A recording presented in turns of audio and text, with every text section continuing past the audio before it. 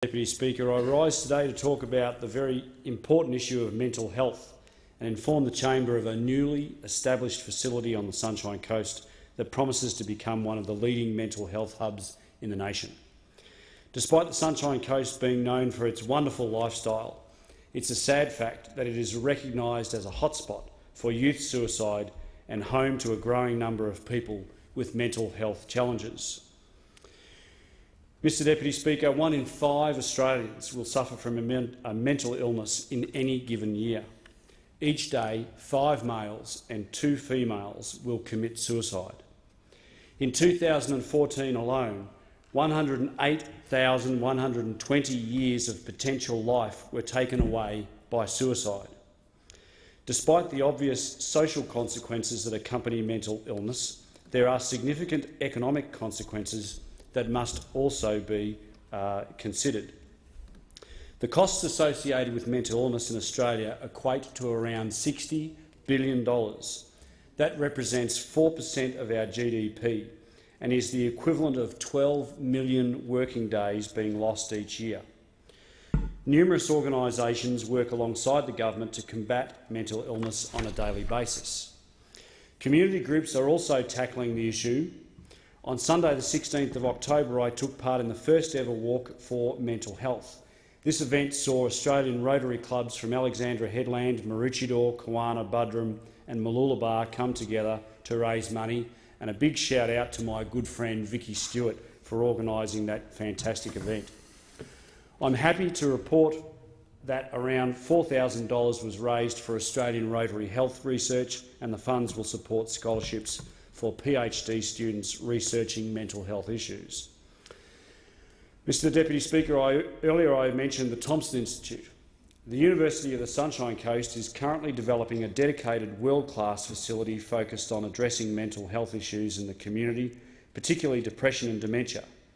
After more than 4 years of planning and a very generous donation from philanthropists Roy and Nola Thompson, the Sunshine Coast Mind and Neuroscience, the Thompson Institute, will be a hub for mental health research, teaching and public clinical services. Earlier this year, Professor Jim Logopoulos was appointed the inaugural director of the Thompson Institute. Jim has 20 years of experience as an intraoperative neurophysiologist and was the director of clinical imaging at the University of Sydney's Brain and Mind Research Institute for the past 5 years prior to moving to the Sunshine Coast. Jim's pioneering techniques in the use of MRI, magnetic resource imaging, on brains have brought science closer to finding the cause of schizophrenia, and he'll be continuing his own team's research on neuroimaging. Just as importantly, he'll be educating the next generation of brain scientists and specialist doctors and work closely with the team at the new Sunshine Coast University Hospital. The Turnbull government recognises the numerous mental health challenges that exist in Australian communities.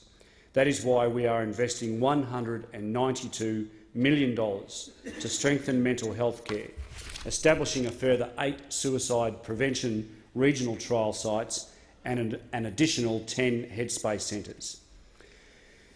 Our nation recently commemorated Remembrance Day, and it would be remiss of me not to mention the prevalence of mental health issues among those who have served our nation in the Defence Force during times of peace and war. The Turnbull government is committed to improving and maintaining the sound mental health of our veterans and ex-servicemen and women. In 2016 budget, we announced $46.4 million so that anyone who has served in the Australian Defence Force, even if for one day, they have access to free treatment for post-traumatic stress disorder, anxiety, depression and alcohol and substance abuse. Mr Deputy Speaker, it should be noted that a connection is not required between these conditions and their service. Eligible veterans need to contact the Department of Veterans Affairs and they will be sent a white card that may be used to pay for their treatment. This treatment is uncapped and fully funded.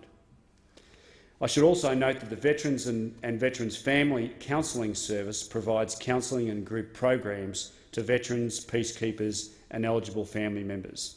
This service will play a crucial role in helping to assist the lives of our veterans and their families and the Thompson Institute on the Sunshine Coast is there to help.